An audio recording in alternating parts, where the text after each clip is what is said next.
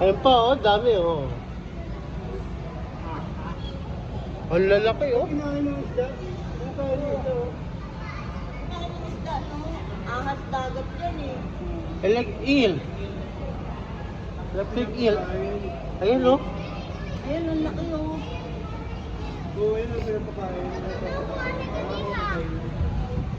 Oo, yun ang laki. Takot sila oh. Takot kayo na eh. Yung nagpapakain. Ang lalaking eel. Kita. Ahas dagat yan. Count sa fish. Sa ka fish, ikaw fish. Nagpapakain. Isa-isa?